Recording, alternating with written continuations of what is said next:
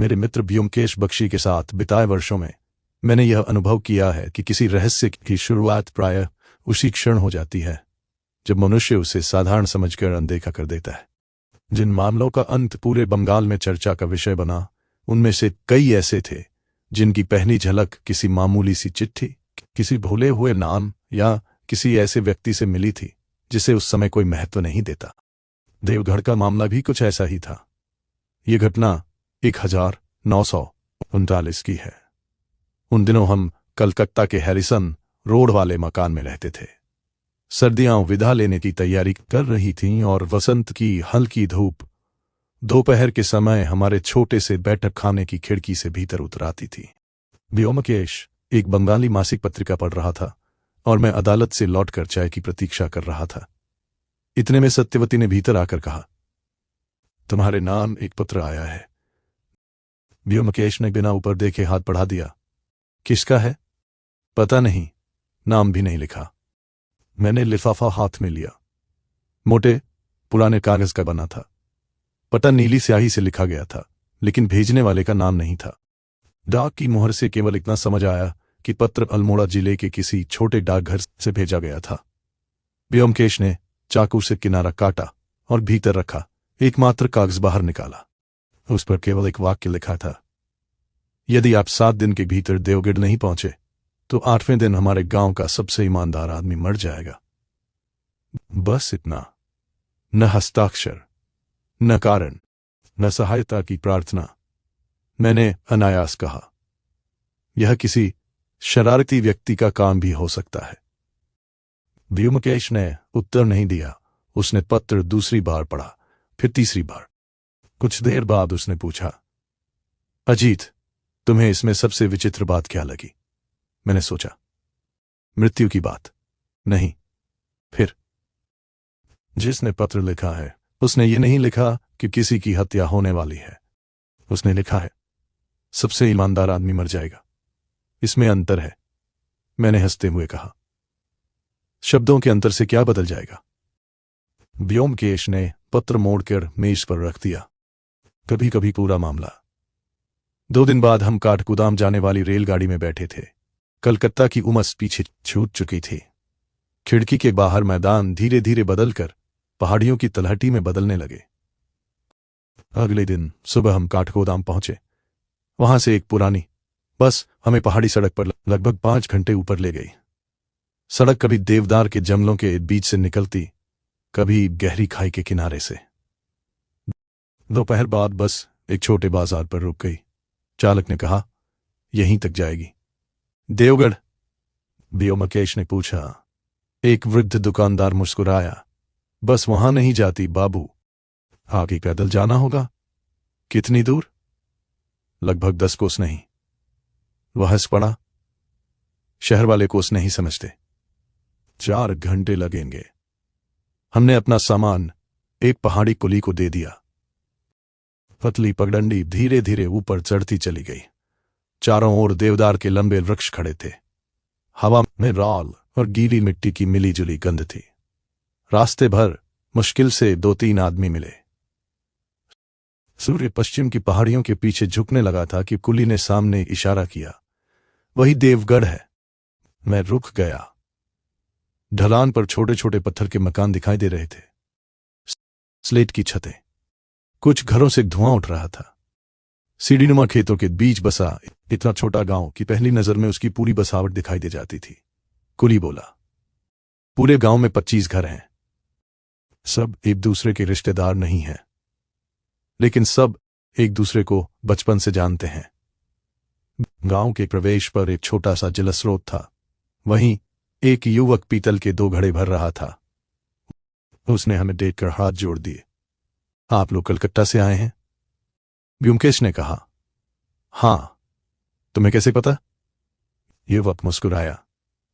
हमारे यहां बाहर का आदमी साल में 2-3 बार ही आता है, और गांव में आज सुबह से सब यही कह रहे हैं कि 2 मेहमान आने वाले हैं। मैंने पूछा, किसने कहा? डाकिया। वह आपका पत्र लेकर गया था। युवक का चेहरा एक पल को बदल गया। कौन सा पत्र? जिसमें हमें बुलाया गया। उसने सिर हिलाया। मैंने कोई पत्र नहीं भेजा। नहीं, मुझे उसके बारे में कुछ मालूम है। उसने घड़े उठाए और बिना कुछ कहे गांव की ओर चल पड़ा। मैंने धीरे से कहा, अजीब आदमी है। ब्योमकेश ने केवल इतना कहा, नहीं, अजीब बात कुछ और है। क्या? हमने उसे पत्र का विषय नहीं बताया। फिर भी उसने तुरंत पत्र से अपना संबंध न होने की सफाई दे दी। गांव के बीचों बीच एक छोटा चौक था। वहीं पत्थर की बनी पुरानी चौपाल पर कुछ बुजुर्ग बैठे थे। हमारे पहुंचते ही बातचीत थम गई। किसी ने असभ्यता नहीं की, किसी ने विशेष उत्साह भी नहीं दिखाया। गांव के प्रधान मोहन सिंह आगे बढ़े। दुबले, सफेद दाढ़ी वाले, शांत स्वभाव के व्यक्ति। उन्होंने हमारा स्वागत किया। आप लोगों के रहने की व्यवस्था डाक बंगले में कर दी गई है। क्या आपने हमें बुलाया था? ब्योमकेश ने पूछा। उन्होंने सीधे उत्तर दिया, नहीं। तो क्या गांव में किसी और ने पत्र भेजा?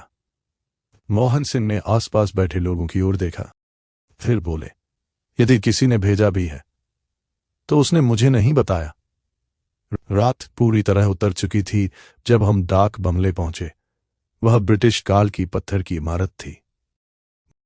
बरामदे से पूरी घाटी दिखाई देती थी।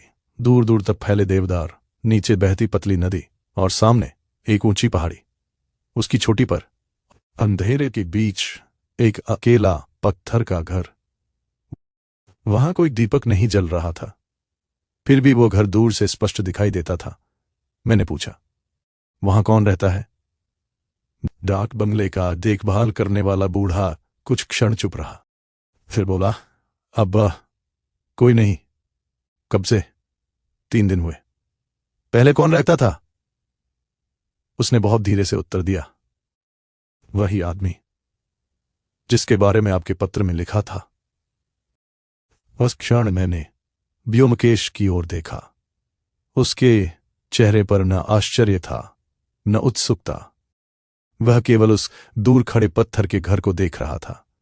और मुझे पहली बार लगा कि हमारी यात्रा की शुरुआत अभी हुई है। उस रात मुझे नींद देर से आई। डाक बंगले की लकड़ी की छत हवा के साथ बहुत धीमे स्वर में चरमराती रहती थी। बाहर कहीं दूर पहाड़ी नदी का पानी पत्थरों से टकराकर एक लगातार बहने वाली ध्वनि पैदा कर रहा था। शहर का आदमी कुछ समय बाद उस आवाज का आदी हो जाता है, लेकिन पहली रात वह हर ध्वनि को अलग अलग सुनता है। मैंने करवट बदली। ब्योमकेश अब भी जाग रहा था। वह बरामदे में रखी लकड़ी की कुर्सी पर बैठा घाटी की ओर देख रहा था। मैं भी बाहर आ गया। रात साफ थी, बादल कहीं नहीं थे। आकाश इतना निकट प्रतीत हो रहा था मानो हाथ बढ़ाकर तारों को छू लिया जाए। मैंने पूछा, सोए नहीं? उसने सामने देखते हुए कहा, अभी नहीं। क्या सोच रहे हो? उसने उत्तर देने की बजाय पूछा, अजीत, तुम्हें वह घर कैसा लगा? मैं समझ गया कि उसका संकेत पहाड़ी की छोटी वाले घर की ओर है। दूर से तो साधारण ही लगा। साधारण? वह हल्का सा मुस्कुराया। साधारण घरों तक पहुंचने के लिए लोग रोज आते जाते हैं। उस घर तक जाने वाला रास्ता घास से ढका हुआ था। मैंने ध्यान ही नहीं दिया था। इतनी दूर से तुमने देख लिया। धूप ढलने से पहले देखा था। रास्ते पर पुराने पैरों के निशान भी नहीं थे। मैंने कहा, हो सकता है कई दिनों से कोई गया ही न हो। संभव है। लेकिन तब वह कुछ क्षण चुप रहा। 3 दिन पहले वहां रहने वाला व्यक्ति गांव के चौक में कैसे दिखाई दिया? मेरे पास कोई उत्तर नहीं था। सुबह हम सूर्योदय से पहले उठ गए। डाक बंगले का बूढ़ा देखभाल करने वाला, जिसका नाम हरदा था, हमारे लिए चाय लेकर आया। ब्योमकेश ने सहज स्वर में पूछा, ऊपर वाले घर की चाबी किसके पास है? हरदा ने कप रखते रखते हाथ रोक लिया। चाबी? जी। वहां ताला नहीं लगता? क्यों? जरूरत नहीं पड़ी कभी। ब्योमकेश ने अगला प्रश्न किया। उस घर में रहने वाले का नाम? गोविंद दत्त। परिवार? कोई नहीं। रिश्तेदार? दूर के होंगे। यहां कोई नहीं। क्या काम करता था? पहले जंगल विभाग में नाप झोंक करता था, फिर नौकरी छोड़ दी। कब? बहुत साल पहले।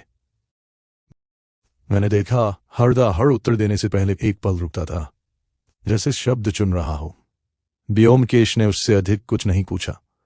गांव धीरे धीरे जाग रहा था। औरतें जलस्रोत की ओर जा रही थीं। कुछ बच्चे लकड़ियां इकट्ठी कर रहे थे। दूर खेतों में 2 आदमी बैलों के साथ दिखाई दिए। शहर से आने वाला व्यक्ति ऐसे दृश्य देखकर अनायास ठहर जाता है। यहां समय घड़ी से नहीं, धूप से चलता था। चौक में पहुंचते ही मोहन सिंह मिले। उन्होंने पूछा, आराम से रात बीती? जी, व्योमकेश ने कहा। आज हम गोविंद दत्त का घर देखना चाहेंगे। प्रधान का चेहरा निर्विकार रहा। देख सकते हैं, कोई आपत्ति नहीं। घर अब खाली है। क्या आप हमारे साथ चलेंगे? उन्होंने सिर हिला दिया। नहीं, मुझे कुछ काम है। इतना कहकर वे दूसरी दिशा में चल दिए। मैंने धीमे स्वर में कहा, अजीब बात है। व्योमकेश बोला, नहीं, हर आदमी अपने कारणों से किसी स्थान पर जाने से बचता है। हमें कारण चाहिए, व्यवहार नहीं।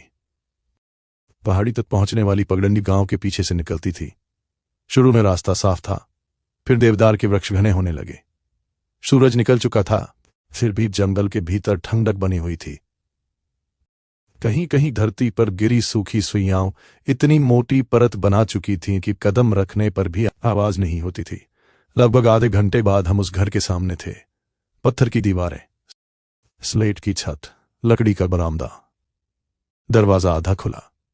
ऐसा लग रहा था जैसे कोई अभी अभी बाहर गया हो। व्योमकेश ने पहले पूरे घर को बाहर से देखा। उसने दीवारों पर हाथ फेरा, बरामदे के खंभों को देखा, फिर झुककर जमीन का निरीक्षण किया। मैं भीतर चला गया। कमरा अत्यंत व्यवस्थित था। चारपाई पर कंबल करीने से तह किया हुआ था। रसोई में पीतल के बर्तन चमक रहे थे। लकड़ी की मेज पर एक लॉलटेन रखी थी। पास ही खुली हुई पुस्तक और उसके ऊपर गोल फ्रेम वाला चश्मा, जैसे कोई पढ़ते पढ़ते कुछ देर के लिए बाहर निकला हो। मैंने पुकारा, व्योमकेश। वो भीतर आया। उसने कमरे को एक नजर देखा, फिर सीधे खिड़की तक गया। कुछ क्षण बाहर देखता रहा।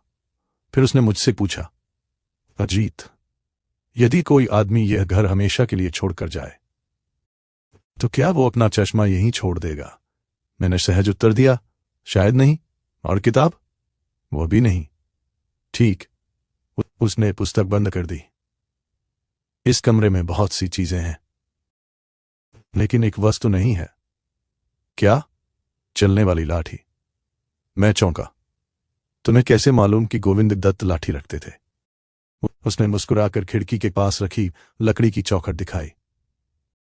वहां दीवार पर एक लंबा चमकदार निशान बना हुआ था। देखो, बरसों तक कोई वस्तु यहां टिकी रही है। लकड़ी घिसकर चिकनी हो गई है। जिस दिन वह वस्तु हटाई गई, उसी दिन यह निशान बनना बंद हो गया। मैंने ध्यान से देखा। वास्तव में वहां बाकी लकड़ी की तुलना में अलग रंग की लंबी पट्टी थी। तो लाठी कहां गई? मैंने पूछा। व्योमकेश ने उत्तर नहीं दिया। वह बाहर निकल आया। घर के पीछे एक छोटा सा खुला स्थान था। वहां से पूरी घाटी दिखाई देती थी। अचानक व्योमकेश झुक गया। उसने मिट्टी से कुछ उठाया। मैंने पास जाकर देखा। वह देवदार की सूखी पत्ती नहीं थी। वह एक बहुत छोटा सा नीले ऊनी कपड़े का रेशा था। व्योमकेश ने उसे हथेली पर रखकर धूप में देखा, फिर जेब में रख लिया। मैंने कहा, गोविंद दत्त के कपड़े का होगा शायद। उसने शांत स्वर में कहा, लेकिन यह जानना अधिक आवश्यक है कि यह घर के पीछे क्यों मिला? मैं कुछ समझ नहीं पाया। वह धीरे धीरे घर के चारों ओर घूमने लगा। अचानक उसने रुककर ऊपर देखा। मैंने भी देखा। छत के किनारे पर एक ताजा खरोंच थी, मानो किसी भारी वस्तु को रस्सी से ऊपर या नीचे उतारा गया हो। व्योमकेश की आंखों में पहली बार हल्की चमक दिखाई दी। उसने बहुत धीमे स्वर में कहा, अजीत, मुझे लगता है गोविंद दत्त इस घर से गया नहीं था। मैंने पूछा, तो? उसने उत्तर दिया, किसी ने यह विश्वास दिलाने की कोशिश की है कि वह अपने पैरों पर चलकर यहां से नीचे उतरा था। इतना कहकर वह फिर उस खरोंच को देखने लगा। और उसी क्षण मुझे लगा हम जिस रहस्य का पीछा कर रहे हैं उसकी पहली गांठ अभी खुली है। उस दिन लौटते समय ब्योमकेश लगभग पूरे रास्ते चुप रहा। मैं उसे वर्षों से जानता था। जब कोई बात उसे उलझाती थी तब वो लगातार प्रश्न करता था, लेकिन जब किसी पहेली के टुकड़े अपनी जगह बैठने लगते तब वह असामान्य रूप से शांत हो जाता। डाक बंगले पहुंचकर उसने जेब से वह नीला ऊनी रेशा निकाला। मेज पर सफेद कागज रखकर उसने उसे सावधानी से फैलाया। क्या देख रहे हो? मैंने पूछा। अभी कुछ नहीं, तो सिर्फ याद रख रहा हूं, मैंने मुस्कुराकर कहा। तुम्हारी आदत बड़ी विचित्र है, उसने भी हल्की मुस्कान के साथ उत्तर दिया। अच्छा जासूस चीजें खोजने से पहले उन्हें भूलता नहीं। दोपहर बाद हम फिर गांव की ओर निकले। इस बार ब्योमकेश का उद्देश्य किसी घर की तलाशी लेना नहीं था। वह केवल लोगों से मिलना चाहता था। गांव छोटा था, सिर्फ 25 घर, पत्थर की संकरी गलियां, लकड़ी की खिड़कियां। कहीं छत पर मक्के की बालियां सूख रही थी, कहीं औरतें उनकात रही थीं। सब एक दूसरे को नाम से जानते थे। ब्योमकेश ने धीरे से कहा, ऐसे गांवों में रहस्य छिपाना कठिन होता है। मैंने पूछा, क्यों? क्योंकि यहां कोई अकेला नहीं जीता। हर आदमी किसी न किसी की नजर में रहता है। सबसे पहले हम गांव के लोहार के पास पहुंचे। उसका नाम हरिराम था। वो पुराने औजारों की धार तेज कर रहा था। ब्योमकेश ने बिना भूमिका बांधे पूछा, गोविंद दत्त कैसे आदमी थे? हरिराम ने हथौड़ा रोक दिया। कम बोलते थे? झगड़ा? कभी नहीं। दुश्मन? सुना नहीं। गांव में किसके सबसे अधिक निकट थे? हरिराम ने कुछ देर सोचा। शायद किसी के नहीं। दूसरा घर गांव के शिक्षक का था। 70 वर्ष के वृद्ध, धुंधली आंखें, लकड़ी की अलमारी में किताबें सजी थीं। उन्होंने बताया, गोविंद पढ़ने का बहुत शौकीन था। हर महीने अल्मोड़ा से पुस्तकें मंगवाता था। क्या वो गांव छोड़ना चाहता था? कभी नहीं। क्या उसने किसी बात का भय व्यक्त किया था? शिक्षक ने सिर हिलाया। नहीं, लेकिन पिछले महीने वह एक बात बार बार पूछता था। क्या? अगर किसी आदमी का नाम सरकारी कागजों से मिट जाए तो क्या वह कानून की नजर में कभी था भी? मैंने चौंक कर ब्योमकेश की ओर देखा। उसने केवल इतना पूछा। आपने क्या उत्तर दिया? मैंने कहा, नाम मिट सकता है, रिकॉर्ड नहीं। शाम तक हम लगभग पूरे गांव में घूम चुके थे। हर घर में चाय मिली। हर व्यक्ति ने गोविंद के बारे में कुछ न कुछ बताया। लेकिन एक बात अजीब थी, किसी की बात किसी से मिलती नहीं थी। एक ने कहा, गोविंद हर सुबह सूर्योदय से पहले उठता था। दूसरे ने कहा, वह देर तक सोता था। किसी ने कहा, वह बाजार महीने में एक बार जाता था। दूसरे ने दावा किया, वह हर सप्ताह नीचे उतरता था। मैंने बाहर निकलते ही कहा, लोगों की याददाश्त कितनी अलग अलग होती है। ब्योमकेश रुक गया। उसने मेरी ओर देखा। याददाश्त अलग हो सकती है, लेकिन रोज दिखाई देने वाले आदमी के बारे में इतनी नहीं। मतलब 25 घरों के गांव में रहने वाले व्यक्ति की आदतें सब जानते हैं। यहां हर उत्तर अलग क्यों है? मैं कुछ समझ नहीं पाया। सूरज ढल रहा था। हम चौक की ओर लौट रहे थे कि सामने वही युवक दिखाई दिया जिसे हमने पहले दिन जलस्रोत पर देखा था। उसके कंधे पर लकड़ियों का गट्ठर था। ब्योमकेश ने उसे रोक लिया। तुम्हारा नाम? नरेश। तुम गोविंद दत्त को जानते थे? हां। 3 दिन पहले आखिरी बार कहां देखा था? नरेश ने बिना सोचे उत्तर दिया, यहीं चौक में। किस समय? दोपहर। क्या बात हुई थी? कुछ नहीं। उन्होंने मुझे नमस्ते की और ऊपर अपने घर चले गए। ब्योमकेश ने सिर हिलाया, फिर बहुत सहज स्वर में पूछा, उनके हाथ में क्या था? नरेश का चेहरा एक पल के लिए ठहर गया। क्या मतलब? कुछ तो होगा। लाठी, थैला, रस्सी, कुछ याद है? युवक ने तुरंत कहा, नहीं, ध्यान नहीं। ब्योमकेश ने मुस्कुराकर उसे जाने दिया। जब वह दूर चला गया, मैंने पूछा, क्या मिला? व्योमकेश बोला। उसने झूठ नहीं बोला, लेकिन सच भी नहीं बताया। तुम्हें कैसे मालूम?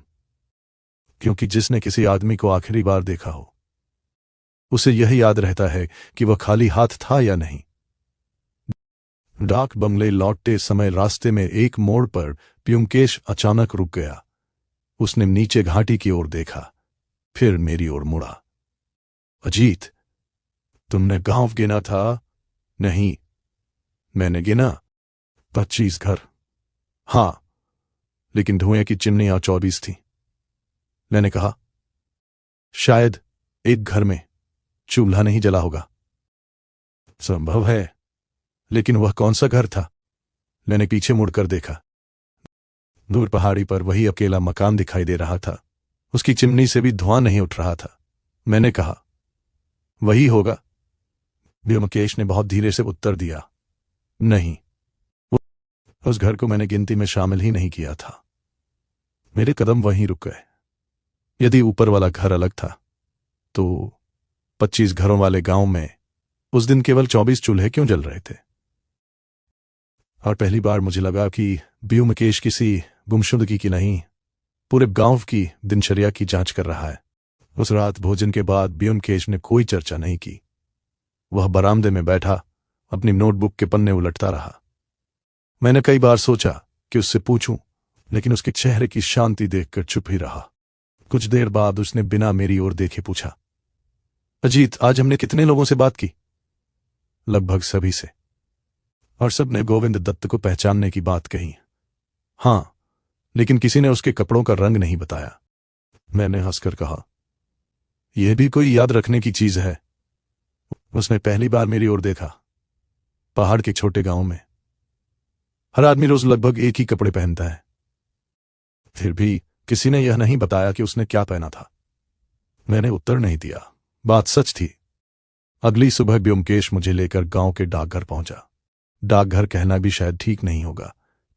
पत्थर का एक छोटा कमरा, लकड़ी की अलमारी, एक पुरानी मेज और खिड़की के बाहर लटकती पीतल की घंटी। डाकपाल का नाम माधव जोशी था। उन्होंने बड़े आदर से हमारा स्वागत किया। व्योमकेश ने जेब से वही पत्र निकालकर सामने रख दिया। क्या यह आपके डाकघर से गया था? उन्होंने मुहर ध्यान से देखी। हां। किसने दिया था? याद नहीं। सोचिए। वृद्ध ने कुछ देर आंखें बंद रखी, फिर बोले, उस दिन बाजार लगा था, काफी लोग आए थे। लेकिन उन्होंने अचानक पत्र को फिर देखा। एक बात अजीब है। क्या? यह टिकट मैंने नहीं लगाया। मैं चौंक पड़ा। तो किसने लगाया? हमारे यहां टिकट हमेशा मैं ही लगाता हूं, लेकिन यह टिकट पहले से चिपका हुआ था। व्योमकेश ने शांत स्वर में पूछा, यानी जिसने पत्र लिखा वह टिकट साथ लेकर आया था? जी। और सीधे आपके हाथ में दिया? हां। डाकघर से बाहर निकलते ही मैंने कहा, इससे क्या पता चला? व्योमकेश ने उत्तर दिया, पत्र लिखने वाला गांव का ही आदमी है।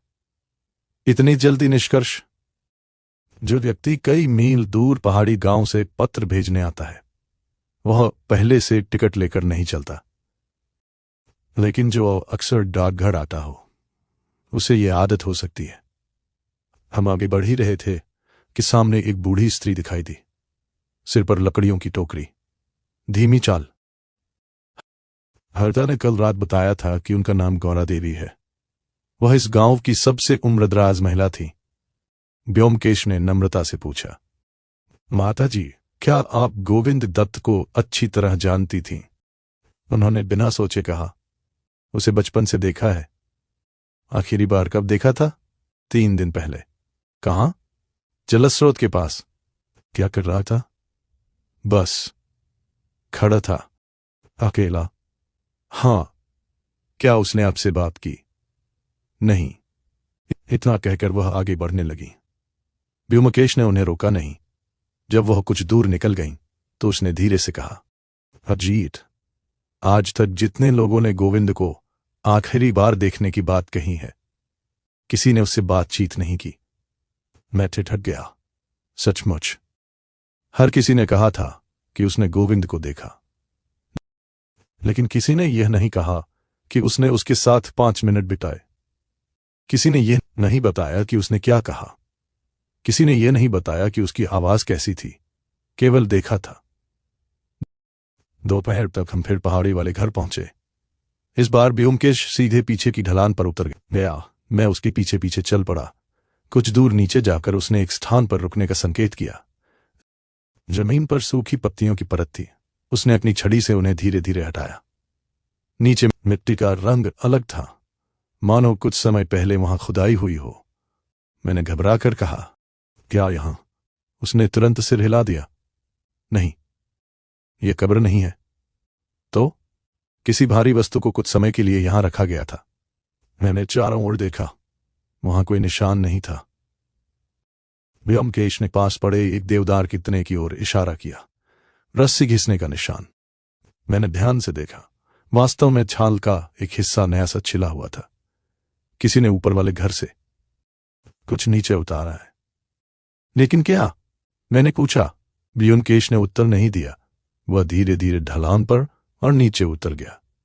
करीब 20 गज बाद वह अचानक रुक गया। उसने झुककर मिट्टी से एक छोटी सी चीज उठाई। वह पीतल का गोल बटन था। बहुत साधारण, लेकिन पीछे अंग्रेजी में उभरा हुआ एक शब्द अब भी पढ़ा जा सकता था। फॉरेस्ट। मैंने कहा, जंगल विभाग का होगा। ब्योमकेश ने बटन जेब में रख लिया। शायद, लेकिन गोविंद ने जंगल विभाग की नौकरी तो वर्षों पहले छोड़ दी थी। शाम को डाक बंगले लौटते समय उसने पहली बार अपनी नोटबुक खोली। उसने एक पन्ने पर केवल 3 पंक्तियां लिखीं।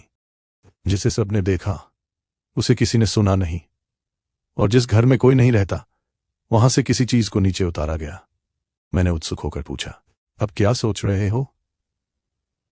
ब्योमकेश ने नोटबुक बंद कर दी। उसकी आंखें दूर पहाड़ी की ओर थीं। फिर वह बहुत धीरे बोला, अजीत, मुझे अब गोविंद दत्त की चिंता कम है। क्यों? क्योंकि जिस आदमी ने यह सब किया है, वह अभी भी इन 25 घरों में से किसी एक में हर दिन हमारे सामने घूम रहा है।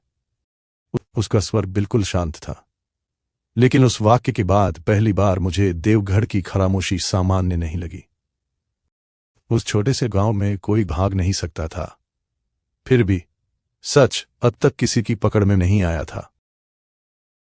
उस रात ब्योमकेश ने भोजन के बाद अचानक कहा, अजीत, कल सुबह सूरज निकलने से पहले गांव चलेंगे। मैंने आश्चर्य से पूछा, इतनी सुबह? हां। क्यों?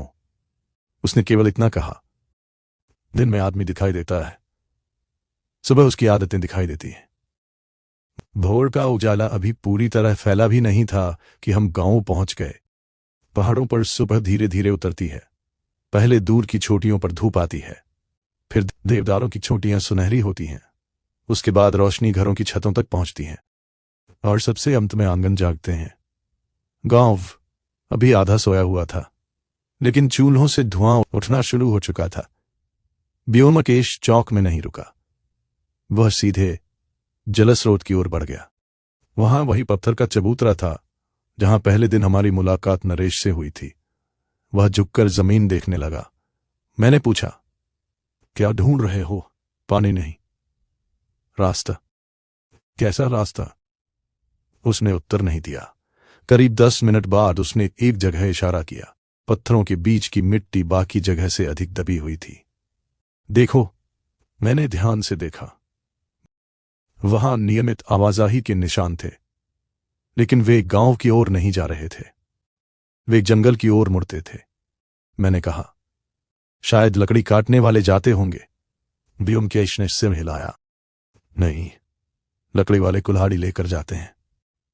यह रास्ता किसी ऐसे आदमी का है जो खाली हाथ आता जाता था।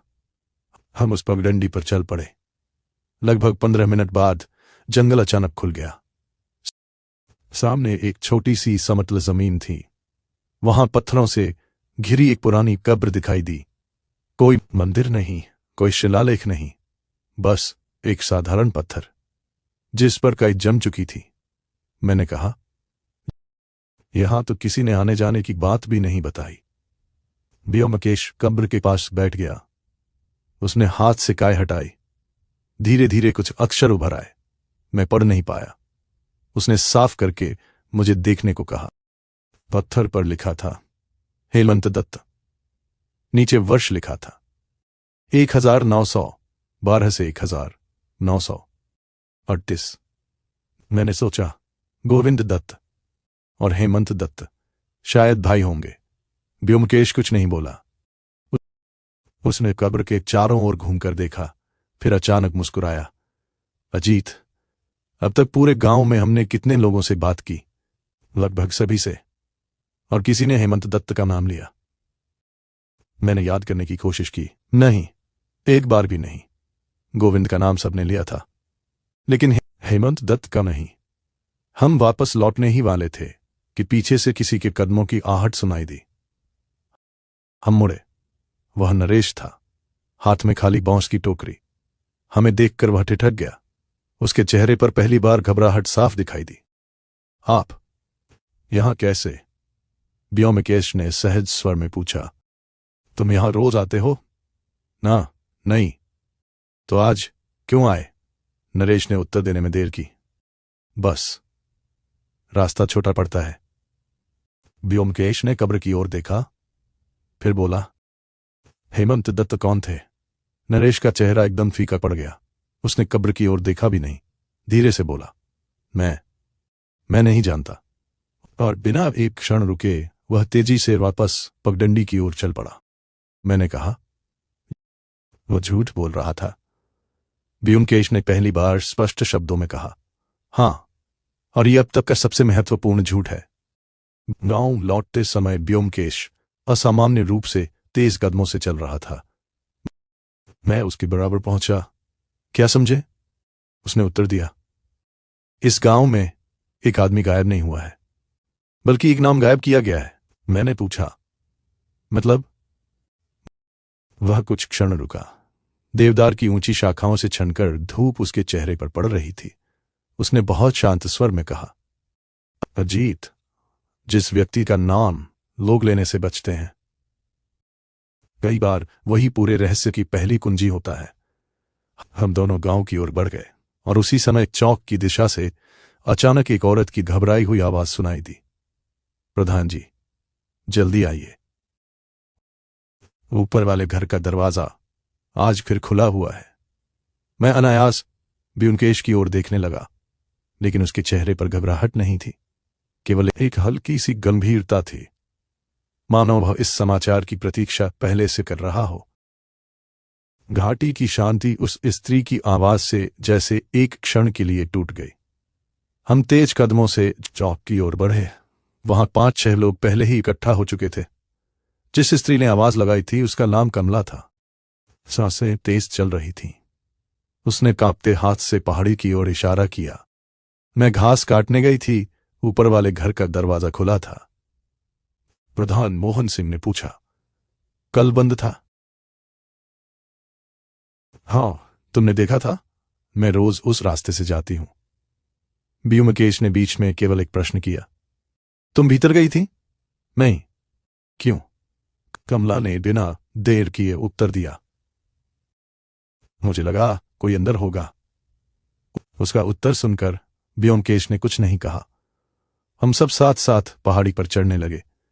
आज पहली बार गांव के कई लोग उस घर की ओर जा रहे थे। फिर भी मैंने एक बात देखी। कोई भी व्यक्ति सबसे आगे चलने को तैयार नहीं था। सबके कदम अनायास धीमे हो जाते थे। सबसे आगे केवल व्योमकेश चल रहा था। घर वैसा ही था। पत्थर की दीवारें, लकड़ी का बरामदा, लेकिन सचमुच दरवाजा पूरा खुला हुआ था। व्योमकेश ने चौखट पर ही रुककर चारों ओर देखा, फिर धीरे से भीतर गया। कमरे में पहली नजर डालते ही मुझे लगा कि कुछ बदला है, पर क्या, मैं समझ नहीं पाया। व्योमकेश सीधे रसोई में गया। चूल्हे के सामने बैठ गया। उसने राख को उंगलियों से नहीं छुआ। पास पड़ी एक पतली लकड़ी उठाई और उससे राख को धीरे धीरे हटाया। कुछ क्षण बाद उसने मेरी ओर देखा। अजीत, हां, जब हम 3 दिन पहले आए थे, तब यह राख बिल्कुल समतल थी। मैंने ध्यान करने की कोशिश की। शायद सच था। आज राख बिखरी हुई थी, मानो किसी ने उसे कुरेदा हो। व्योमकेश ने चूल्हे के भीतर से लकड़ी का एक छोटा सा जला टुकड़ा निकाला। वह अभी भी काला था, पर पूरी तरह राख नहीं बना था। उसने उसे हथेली पर रखते हुए कहा, यह आग पुरानी नहीं है। मैंने आश्चर्य से पूछा, लेकिन यहां तो कोई रहता ही नहीं। यही तो। पीछे खड़े ग्रामीणों में हलचल हुई। हरिराम बोला, नहीं बाबू, कोई यहां नहीं आता। व्योमकेश ने उसकी ओर देखा। तुम्हें कैसे मालूम? सब जानते हैं। जानना और देखना दो अलग बातें हैं। हरिराम चुप हो गया। व्योमकेश पूरे कमरे में बहुत धीरे धीरे घूमने लगा। वह किसी वस्तु को हाथ नहीं लगा रहा था, केवल देख रहा था। अचानक वह मेज के पास रुक गया। वहां धूल की एक पतली परत जमी थी। उसने मुझे बुलाया, अजीत, यहां देखो। मैंने झुककर देखा। धूल पर किसी गोल चीज का निशान था, लगभग हथेली जितना। वस्तु अब वहां नहीं थी। क्या रखा था? मैंने पूछा। अभी नहीं कह सकता, लेकिन इसे यहां से हाल ही में हटाया गया है। वो खिड़की तक गया। खिड़की आधी खुली थी। बाहर मिट्टी पर उसकी नजर टिक गई। वो बिना कुछ बोले बाहर उतर गया। मैं भी पीछे गया। खिड़की के ठीक नीचे मिट्टी थोड़ी नरम थी। उसने झुककर ध्यान से देखा, फिर मुस्कुराया। अब समझ आया। क्या? जो आदमी दरवाजे से आया था, वह खिड़की से गया है। मैंने मिट्टी देखी, मुझे कुछ समझ नहीं आया। तुम्हें कैसे पता? उसने उंगली से एक जगह दिखाया। जूते का अगला हिस्सा साफ छपा है। एड़ी नहीं। जब कोई आदमी भीतर कूदता है तो एड़ी पहले लगती है, और जब बाहर निकलता है तो पंजा पहले जमीन छूता है। मैंने पहली बार वह निशान स्पष्ट देखा। सचमुच सिर्फ पंजे का दबाव था। तभी मेरी नजर बरामदे की ओर गई। वहां एक बूढ़ा व्यक्ति चुपचाप खड़ा था। हरदा, डाक बंगले वाला। उसके चेहरे पर असहजता थी। व्योमकेश धीरे धीरे उसके पास पहुंचा। हरदा, जी बाबू। तुम इस घर में आखिरी बार कब आए थे? बहुत साल पहले। पक्का? जी। व्योमकेश ने बरामदे के कोने की ओर इशारा किया। वहां दीवार से टिका कर रखा गया बांस का एक पुराना झाड़ू था। उसके ऊपर धूल की मोटी परत जमी थी, लेकिन झाड़ू का निचला हिस्सा बिल्कुल साफ था, मानो 2-3 दिन पहले ही उससे फर्श बुहारा गया हो। व्योमकेश ने शांत स्वर में पूछा, जिस घर में कोई नहीं आता, उसका झाड़ू साफ कैसे है? हरदा ने उत्तर देने की कोशिश की। शब्द नहीं निकले। गांव लौटते समय व्योमकेश ने पहली बार अपनी चाल धीमी की। उसने जेब से छोटी सी नोटबुक निकाली और लिखा। घर खाली था, लेकिन किसी ने वहां आग जलाई, धूल से एक वस्तु हटाई, खिड़की से बाहर गया और जाते समय फर्श भी साफ किया। मैंने पूछा, अब क्या? उसने नोटबुक बंद की। अब हमें गोविंद दत्त को नहीं ढूंढना। तो किसे? उसने दूर गांव की ओर देखते हुए कहा, उस आदमी को जिसने यह पूरा दृश्य बनाया। हम दोनों अभी डाक बंगले की ओर लौट ही रहे थे कि पीछे से नरेश दौड़ता हुआ आया।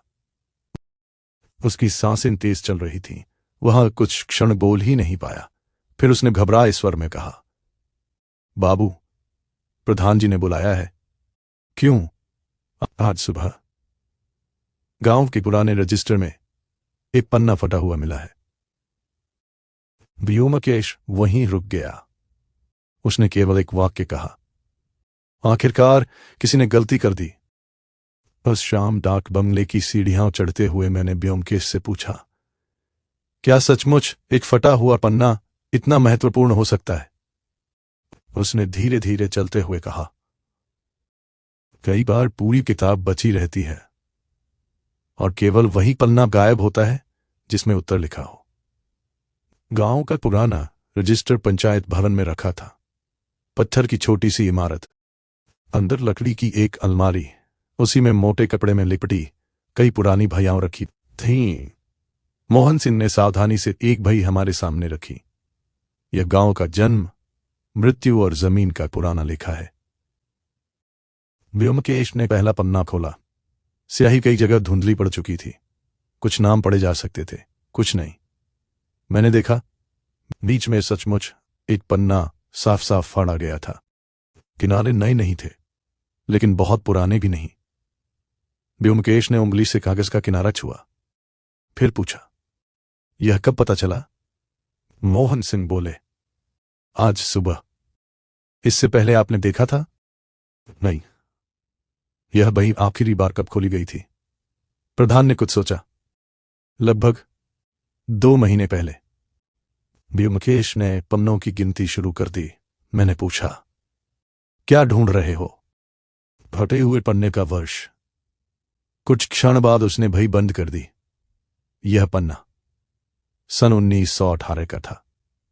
मैंने आश्चर्य से पूछा, तुम्हें कैसे पता? उसने मुस्कुराकर कहा, इसके पहले वाला वर्ष 1917 है, इसके बाद वाला 1919, बीच में 1918 ही होगा। मैंने सहजता से कहा, लेकिन 1918 का आज से क्या संबंध? उसने उत्तर नहीं दिया। उल्टे प्रधान से पूछा, उस वर्ष गांव में कोई बड़ी घटना हुई थी? मोहन सिंह की आंखें कुछ क्षणों के लिए स्थिर हो गईं। उन्होंने सिर झुका लिया। मुझे याद नहीं। उत्तर बहुत छोटा था, लेकिन उसमें स्मृति कम, बचाव अधिक था। हम बाहर निकल ही रहे थे कि व्योमकेश अचानक वापस मुड़ा। उसने अलमारी का दरवाजा फिर खोला। ऊपरी खाने में रखी धूल पर उसकी नजर टिक गई। वहां किसी आयताकार वस्तु का साफ निशान बना हुआ था। मैंने पूछा, क्या हुआ? यहां पहले एक और बही रखी थी, कहां गई? मोहन सिंह चौंक पड़े। नहीं, मुझे तो। वह बात पूरी भी नहीं कर पाए। व्योमकेश ने विनम्रता से कहा, कोई बात नहीं, याद आ जाए तो बता दीजिएगा। पंचायत भवन से निकलते ही मैंने कहा, तुम्हें कैसे मालूम कि वहां एक और भई थी? उसने उत्तर दिया, धूल कभी झूठ नहीं बोलती। जहां वर्षों तक कोई वस्तु रखी हो, वहां उसका निशान रह जाता है। संध्या उतरने लगी थी। हम चौक से होकर लौट रहे थे कि व्योमकेश अचानक रुक गया। उसकी नजर गांव के मंदिर पर टिक गई। छोटा सा पत्थर का मंदिर, सामने पीपल का वृक्ष, घंटी हवा में धीरे धीरे हिल रही थी। चलो। वह सीधा मंदिर की ओर बढ़ गया। अंदर वृद्ध पुजारी बैठे थे। व्योमकेश ने प्रणाम किया और सहज स्वर में पूछा, बाबा, आप इस गांव में कब से हैं? लगभग 30 वर्ष। गोविंद दत्त को जानते थे? हां। हेमंत दत्त को भी? वृद्ध पुजारी का हाथ वहीं ठहर गया। कुछ क्षण तक उन्होंने व्योमकेश की ओर देखा, फिर बहुत धीरे बोले, इतने वर्षों बाद किसी ने ये नाम लिया है। मैंने देखा, यह पहला व्यक्ति था जिसने हेमंत दत्त का नाम सुनकर उससे बचने की कोशिश नहीं की। व्योमकेश ने पूछा, वह कौन थे? पुजारी ने गहरी सांस ली। गोविंद का बड़ा भाई। लेकिन बहुत कम लोग उसे याद करना चाहते हैं। क्यों? पुजारी कुछ देर मौन रहे, फिर बोले, क्योंकि उसके जाने के बाद गांव बदल गया। कैसे? वृद्ध ने सिर हिलाया। वह कहानी मेरी नहीं है, उसे कोई और बताएगा। मंदिर से बाहर निकलते ही मैंने उत्सुकता से पूछा, क्या अब रहस्य हेमंत दत्त से जुड़ा है? व्योमकेश ने धीरे धीरे पगडंडी पर चलते हुए कहा, अभी नहीं कह सकता, लेकिन अब मुझे यकीन है कि गोविंद दत्त का गायब होना उस घटना का परिणाम है जिसकी शुरुआत आज से 21 वर्ष पहले हुई थी। मैंने पूछा, और वह फटा हुआ पन्ना? व्योमकेश रुक गया। देवदार की शाखाओं के बीच से ढलते सूरज की किरणें उसके चेहरे पर पड़ रही थीं। उसने शांत स्वर में कहा, अजीत, किसी आदमी का नाम मिटाने के 2 तरीके होते हैं। एक, उसे मार देना। दूसरा, उसके होने का प्रमाण हटा देना। इतना कहकर वो आगे बढ़ गया। मैं उसके पीछे पीछे चलने लगा, और उसी क्षण मुझे पहली बार लगा कि हम अब गोविंद दत्त को नहीं, 21 वर्ष पुराने एक निर्णय का पीछा कर रहे थे। डाक बंगले लौटते समय व्योमकेश ने एक भी शब्द नहीं कहा। रात का भोजन भी लगभग मौन में हुआ। मैंने कई बार उसके चेहरे की ओर देखा। वह किसी गहरी गणना में डूबा हुआ था। आधी रात के आसपास उसने अचानक मेज पर फैला हुआ गांव का एक मोटा सा नक्शा मेरी ओर खिसका दिया। वह नक्शा उसने स्वयं बनाया था। 25 छोटे छोटे वर्ग, हर वर्ग के नीचे एक नाम। मैंने पूछा, यह क्या है? उसने कहा, देवगढ़। इतना तो मैं भी समझ गया। वह हल्का सा मुस्कुराया। नहीं अजीत, यह गांव नहीं है, यह आदतों का नक्शा है। मैं उसकी बात नहीं समझा। उसने पेंसिल उठाई, एक घर पर निशान लगाया। यह हरिराम का घर। दूसरे पर यह नरेश का। फिर तीसरे पर यह प्रधान मोहन सिंह। धीरे धीरे उसने लगभग सभी घरों पर कुछ छोटे छोटे संकेत बना दिए। कहीं एक बिंदु, कहीं 2 रेखाएं, कहीं एक वृत्त। मैंने पूछा, इनका अर्थ? उसने कहा, आज नहीं बताऊंगा। अगली सुबह व्योमकेश ने गांव के सभी लोगों को चौक में बुलाने का आग्रह किया। कारण नहीं बताया। पहाड़ के छोटे गांवों में किसी को बुलाने के लिए निमंत्रण नहीं देना पड़ता। एक घर को समाचार मिला नहीं कि थोड़ी देर में पूरा गांव जान जाता है। लगभग आधे घंटे बाद चौक में लगभग सभी लोग इकट्ठा थे। बच्चे थोड़ी दूरी पर खड़े थे। औरतें अपने घरों की चौखट से देख रही थीं। पुरुष पत्थर की चौपाल के पास जमा थे।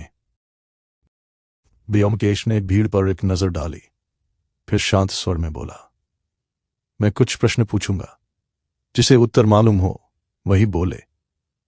पहला प्रश्न बहुत साधारण था। गोविंद दत्त की उम्र कितनी थी? किसी ने कहा 55, दूसरे ने कहा 60, तीसरे ने कहा 58। व्योमकेश ने कोई टिप्पणी नहीं की। दूसरा प्रश्न, गोविंद दत्त बाएं हाथ से काम करते थे या दाएं हाथ से? इस बार पूरा चौक शांत हो गया। मैंने सोचा शायद किसी को याद नहीं होगा। तभी हरिराम बोला, दाएं हाथ से। नरेश बोला, नहीं, बाएं। एक और आदमी बोला, मैंने कभी ध्यान नहीं दिया। व्योमकेश ने सिर झुका लिया, मानो वह इसी उत्तर की प्रतीक्षा कर रहा हो। अब उसने तीसरा प्रश्न किया, गोविंद दत्त चाय पीते थे? कुछ लोगों ने हां कहा, कुछ ने नहीं। एक ने कहा, उन्हें दूध पसंद था। मैंने भीड़ की ओर देखा। एक ही व्यक्ति, 3 अलग अलग आदतें।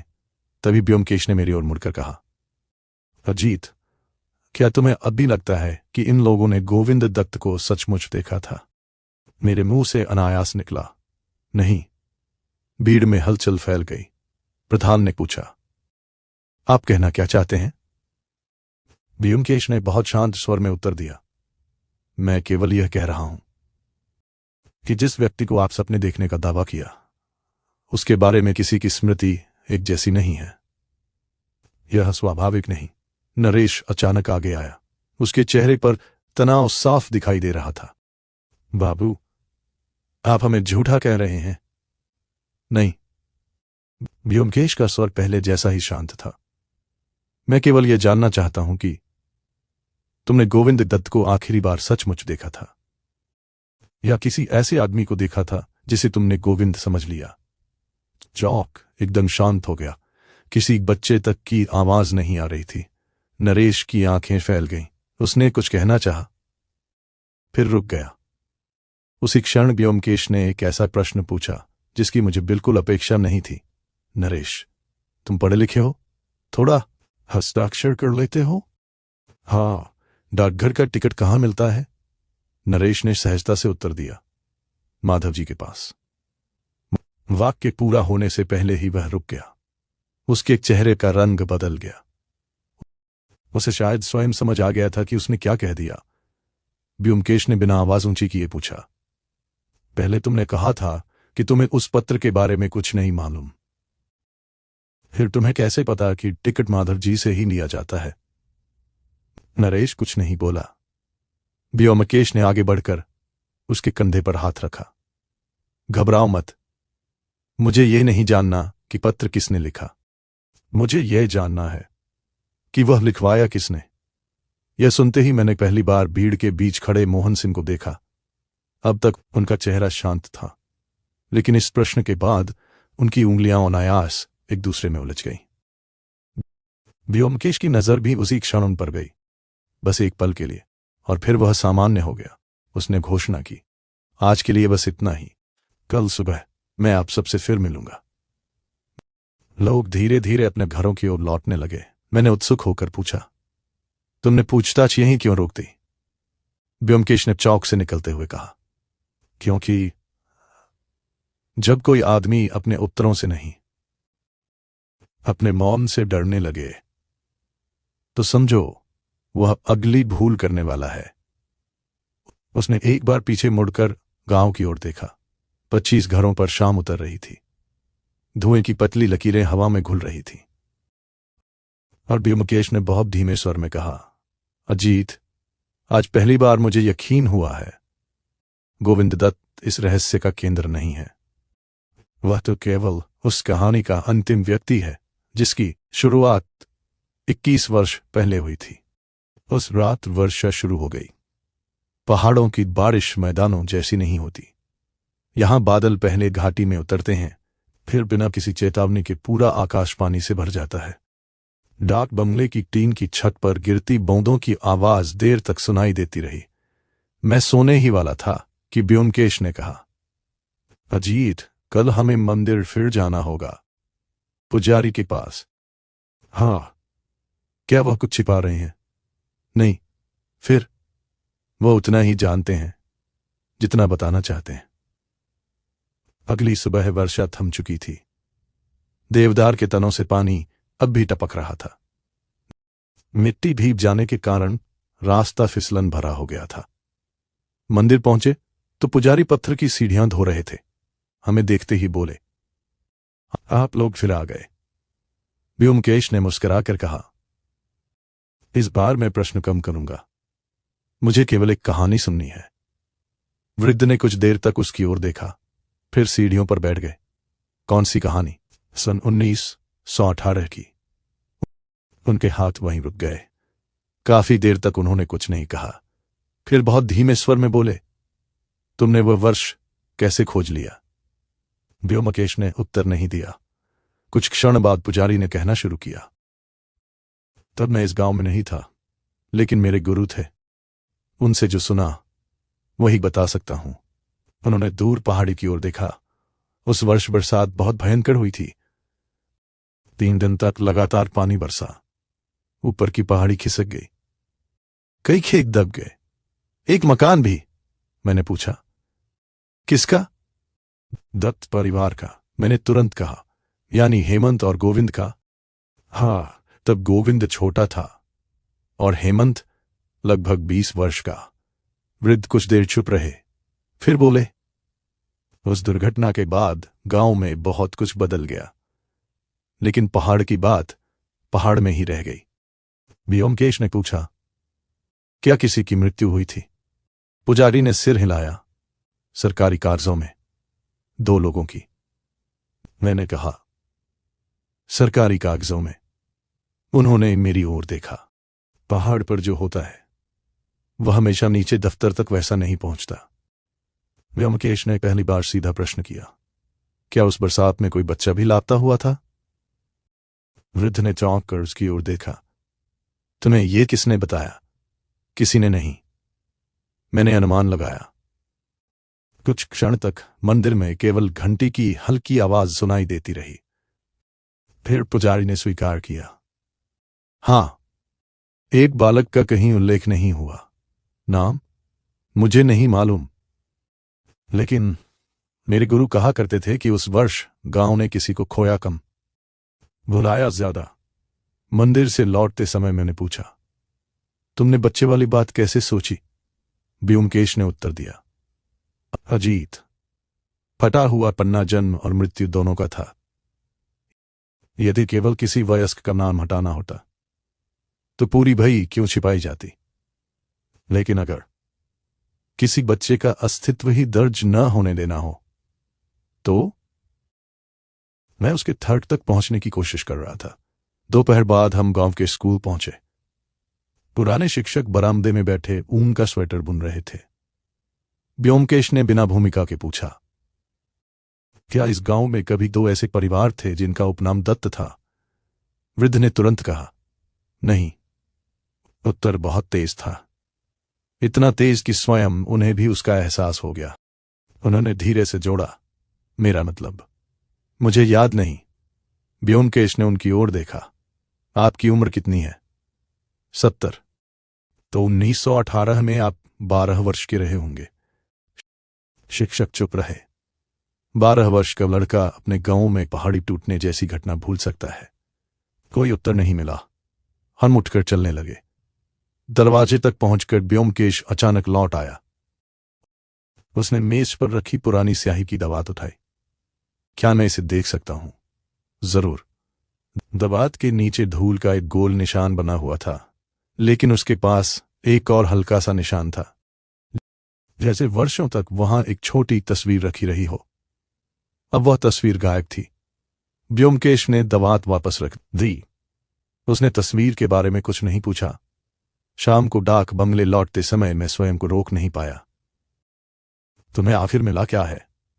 वह कुछ देर चुप रहा, फिर बोला, अब तक मेरे पास 4 बातें हैं। पहली, गोविंद दत्त का गायब होना असली घटना नहीं है। दूसरी, हेमंत दत्त का नाम लोग जानबूझकर नहीं लेते। तीसरी, सन 1918 का रिकॉर्ड अधूरा किया गया। और चौथी, वह चलते चलते रुक गया। उसने ऊपर उसी अकेले पत्थर के घर की ओर देखा। उस घर में रहने वाला आदमी सिर्फ अकेला नहीं था। मैंने आश्चर्य से पूछा, लेकिन वहां तो कोई नहीं मिला। ब्योमकेश ने धीरे से सिर हिलाया। मेरा मतलब वह नहीं है। जो आदमी बरसों तक अकेला रहता है, वह अपने घर को इस तरह नहीं छोड़ता। वहां हर वस्तु करीने से रखी थी, चश्मा, किताब, लॉलटेन, सब कुछ, जैसे वह किसी के लौटने की प्रतीक्षा कर रहा हो। मैंने पूछा, किसकी? ब्योमकेश ने उत्तर नहीं दिया। उसकी नजर अब भी उस घर पर टिकी थी। फिर उसने बहुत धीरे कहा, अजीत, मुझे लगता है कि गोविंद दत्त किसी आदमी का नहीं, एक वचन का इंतजार कर रहा था। और पहली बार मुझे लगा कि यह रहस्य केवल अपराध का नहीं, पश्चाताप का भी है। उस रात मैं देर तक सो नहीं सका। बार बार मेरे मन में वही प्रश्न घूमता रहा, यदि गोविंद दत्त किसी की प्रतीक्षा कर रहा था तो किसकी?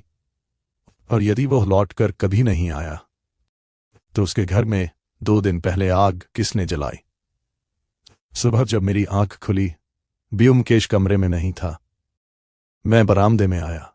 वो दूरबीन हाथ में लिए पहाड़ी की ओर देख रहा था। इतनी सुबह उसने दूरबीन मेरी ओर बढ़ा दी। ऊपर वाले घर को देखो। मैंने दूरबीन आंखों से लगाई। पत्थर का वही मकान, खिड़की खुली हुई, छत पर ओस चमक रही थी। क्या देखना है? ब्योमकेश बोला, खिड़की के दाईं ओर। मैंने ध्यान से देखा। लकड़ी की दीवार पर धूप की एक पतली लकीर पड़ रही थी। उसके बीच में एक गोल धातु की चीज चमक रही थी। यह क्या है? घड़ी।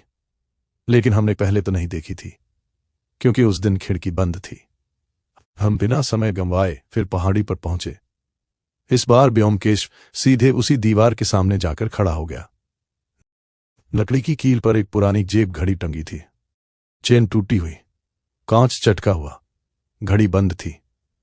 मैंने उसे हाथ में लेकर देखा। सुइयां 4:12 पर अटकी थी। मैंने सहज भाव से कहा, शायद गिरकर बंद हो गई होगी। ब्योमकेश ने घड़ी वापस कील पर टांग दी। नहीं। क्यों? यदि गिरती तो कांच बाहर की ओर टूटता। यह भीतर से टूटा है।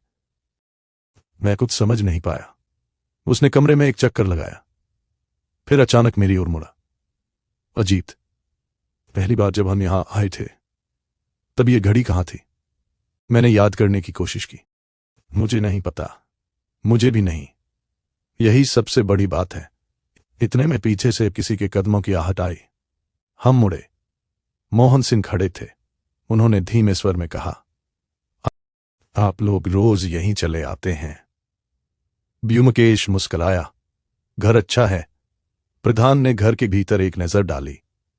अब इसमें देखने लायक कुछ नहीं बचा। व्योमकेश ने तुरंत पूछा, आप आखिरी बार यहां कब आए थे? मोहन सिंह ने बिना सोचे कहा, शायद 10 वर्ष पहले। पक्का? हाँ, तब यह घड़ी भी यहीं टंगी थी। प्रधान ने सहजता से घड़ी की ओर देखा, फिर बोले, हाँ शायद। बस उसी क्षण मैंने देखा। व्योमकेश की आंखों में एक वही चमक लौट आई जिसे मैं किसी बड़े निष्कर्ष से ठीक पहले देखा करता था। घर से बाहर निकलते ही मैंने पूछा, क्या हुआ? उसने कहा। मोहन सिंह ने ऐसी चीज पहचान ली जिसे देखने का अवसर उसे अभी मिला था। मतलब, यदि कोई आदमी 10 वर्ष से किसी घर में न गया हो तो वह ये कैसे कह सकता है कि घड़ी पहले भी वहीं टंगी थी? मैं ठिठक गया। वह बात मेरे मन में आई ही नहीं थी। हम नीचे उतर ही रहे थे कि रास्ते में नरेश मिलता दिखाई दिया। आज पहली बार वह स्वयं हमारे पास आया। उसकी आंखों के नीचे काले घेरे थे। रात भर शायद वह सोया नहीं था। बाबू, मुझसे एक बात कहनी है, व्योमकेश ने शांत स्वर में कहा। कहो। नरेश ने इधर उधर देखा। कोई आसपास नहीं था। वह धीरे से बोला, जिस रात आप लोग गांव आए थे उस रात मैंने पहाड़ी पर किसी आदमी को देखा था। मैं एकदम चौंक पड़ा। कौन था? पहचान नहीं पाया। क्यों? बहुत धुंध थी, लेकिन उसके हाथ में लालटेन थी। वह ऊपर वाले घर से निकलकर जंगल की तरफ गया। तुमने यह बात पहले क्यों नहीं बताई? नरेश ने सिर झुका लिया। मुझे लगा अगर मैं बताऊंगा तो लोग समझेंगे कि मैं डर गया था। व्योमकेश ने उससे केवल एक प्रश्न पूछा, उस आदमी की चाल कैसी थी? नरेश ने बिना देर किए उत्तर दिया, धीमी, जैसे एक पैर में तकलीफ हो। व्योमकेश ने कोई प्रतिक्रिया नहीं दी, बस इतना कहा, धन्यवाद। नरेश के जाने के बाद मैं अपने को रोक नहीं पाया। अब तो मामला और उलझ गया। व्योमकेश ने सिर हिलाया। नहीं, उलझा नहीं, सीधा हो गया। कैसे? उसने जेब से छोटी नोटबुक निकाली। उसमें अब तक लिखे सारे बिंदुओं के नीचे उसने एक नई पंक्ति जोड़ी। जिस आदमी को मैं ढूंढ रहा हूं वह लंगड़ा कर चलता है। मैंने पूछा, क्या यही सबसे बड़ा सुराग है? वह कुछ क्षण मौन रहा, फिर बोला, नहीं, सबसे बड़ा सुराग यह है कि जिस व्यक्ति ने मुझे देवगढ़ बुलाया उसे पहले से मालूम था कि मैं किन बातों पर ध्यान दूंगा।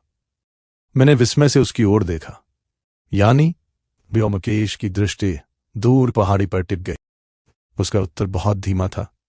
अजीत, जिसने पत्र लिखा है, वह चाहता है कि मैं सत्य तक पहुंचूं, लेकिन कोई दूसरा आदमी हर दिन उस सत्य को थोड़ा थोड़ा मिटा रहा है।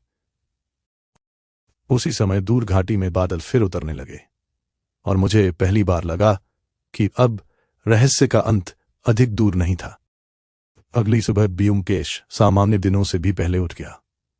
मैंने देखा उसने अपना छोटा चमड़े का बैग बंद कर दिया था। मैंने पूछा, कहीं जा रहे हो? उसने कहा, नहीं, आज लौटेंगे। मैं चौंक पड़ा, लेकिन रहस्य तो अभी सुलझा नहीं। वह मुस्कुराया, सुलझ गया है, अब केवल उसे समझाना बाकी है। लगभग 10 बजे पूरे गांव को चौक में बुला लिया गया। 25 घरों का गांव था। कुछ ही देर में सभी लोग वहां आ गए। बूढ़े, औरतें, बच्चे, नरेश, हरिराम, माधव डाकपाल, गौरा देवी, प्रधान मोहन सिंह और मंदिर के पुजारी भी। सबकी निगाहें व्योमकेश पर थीं। वह चौपाल के बीच जाकर खड़ा हुआ। कुछ क्षण तक उसने किसी से कुछ नहीं कहा, फिर धीरे से बोला, मैं पहले एक भूल स्वीकार करना चाहता हूं। लोग एक दूसरे का चेहरा देखने लगे।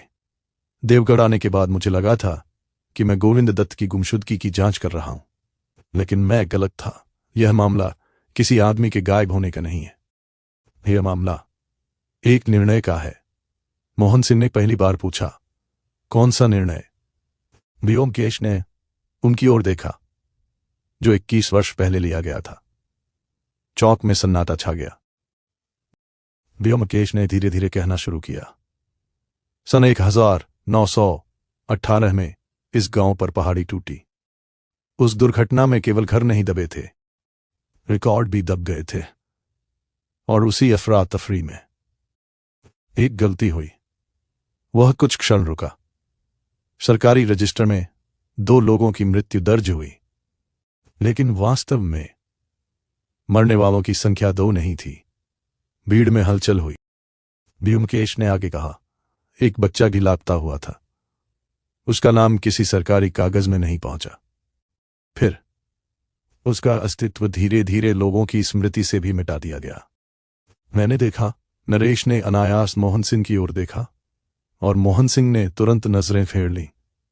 व्योमकेश बोला, फटा हुआ रजिस्टर इसलिए नहीं हटाया गया कि किसी जमीन का विवाद छिप जाए।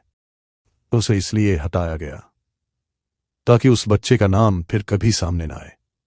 माधव डाकपाल ने धीमे स्वर में पूछा, लेकिन इससे गोविंद दत्त का क्या संबंध? व्योमकेश ने उसकी ओर देखा। सीधा संबंध। गोविंद उस घटना का अकेला जीवित साक्षी था। वह बच्चा कौन था, यह केवल वही जानता था। मोहन सिंह ने पहली बार ऊंची आवाज में कहा, यह सब अनुमान है। व्योमकेश ने शांत स्वर में उत्तर दिया, नहीं, अनुमान नहीं, तथ्य। उसने अपनी जेब से वह नीला ऊनी लेशा निकाला। यह गोविंद के घर के पीछे मिला। फिर पीतल का बटन। यह जंगल की ढलान पर मिला। फिर टूटी हुई घड़ी। यह उस दीवार पर टंगी थी जहां पहले नहीं थी। अंत में उसने वह पत्र निकाला और यही पत्र मुझे यहां लाया। इन चारों चीजों में एक समानता है। लोग ध्यान से सुन रहे थे। इनमें से कोई भी वस्तु अपराध नहीं बताती, लेकिन ये सब मिलकर बताते हैं कि कोई व्यक्ति मेरे आने के बाद भी उस घर में आता रहा। मोहन सिंह का चेहरा अब पहले जैसा शांत नहीं था। उन्होंने पूछा, तो वह कौन था? व्योमकेश ने उनकी आंखों में देखते हुए कहा, जिस आदमी को सबसे पहले मालूम हुआ कि मैं देवगढ़ आने वाला हूं। पत्र आने से पहले पूरे गांव में किसी को इसकी खबर नहीं थी, लेकिन जिस दिन हम पहुंचे, गांव पहले से तैयार था। लोग जानते थे कि 2 मेहमान आने वाले हैं। यह बात केवल वही फैला सकता था जिसे पत्र के बारे में पहले से जानकारी थी। मोहन सिंह ने कहा, यह कोई प्रमाण नहीं। व्योमकेश मुस्कुराया, नहीं, प्रमाण अभी बाकी है। वह धीरे धीरे चौपाल से उतरकर प्रधान के बिल्कुल सामने आ गया। उसकी आवाज पहले जैसी ही शांत थी। मोहन सिंह जी, आपने कहा था कि आप 10 वर्षों से उस पहाड़ी वाले घर में नहीं गए। फिर आपने यह कैसे पहचान लिया कि टूटी हुई घड़ी पहले भी उसी दीवार पर टंगी थी? मोहन सिंह का चेहरा एकदम सफेद पड़ गया। चौक में किसी ने सांस तक नहीं ली। व्योमकेश ने आगे कहा, आपसे भूल हुई, बहुत छोटी, लेकिन वही सबसे बड़ी थी। मोहन सिंह कुछ बोलना चाहते थे, शब्द नहीं निकले। उन्होंने पहली बार सिर झुका लिया। व्योमकेश ने कहा, अब केवल एक प्रश्न बचा है, गोविंद दत्त कहां है? उसने पूरे गांव की ओर देखा, फिर बहुत धीरे कहा, उसका उत्तर आप देंगे मोहन सिंह जी, या मैं दूं?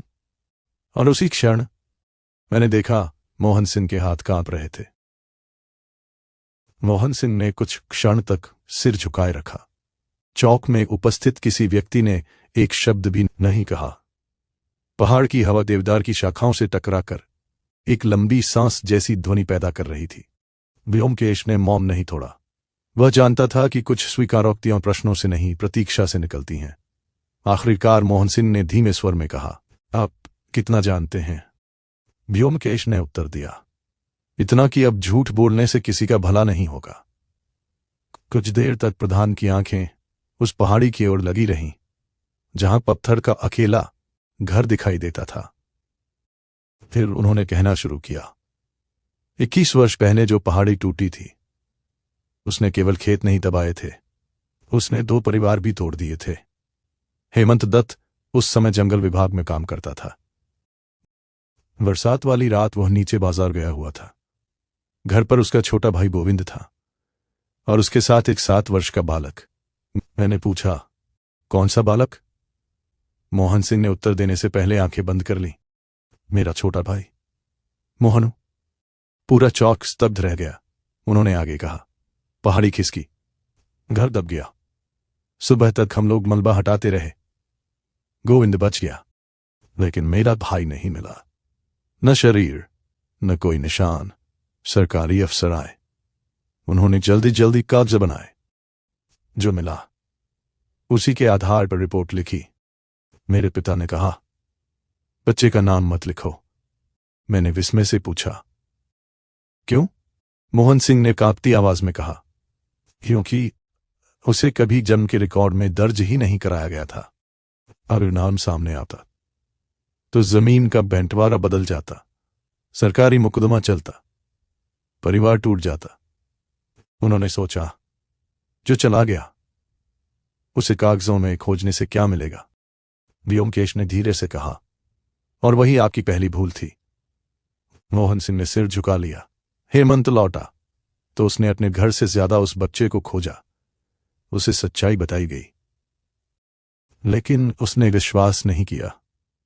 वर्षों तक जंगलों में खोजता रहा। फिर एक दिन वह भी कहीं चला गया। मैंने पूछा, उसकी कब्र?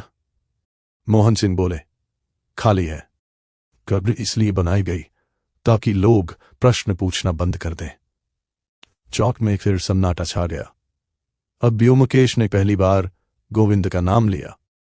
गोविंद दत्त ने पूरी उम्र उस पहाड़ी वाले घर में क्यों बिताई? मोहन सिंह की आंखें भर आईं, क्योंकि उसे विश्वास था कि उसका भाई एक दिन लौटेगा। हर शाम वह दरवाजा खुला छोड़ देता, चूल्हा जलाता, 2 बर्तन निकालता, एक अपने लिए, एक हेमंत के लिए।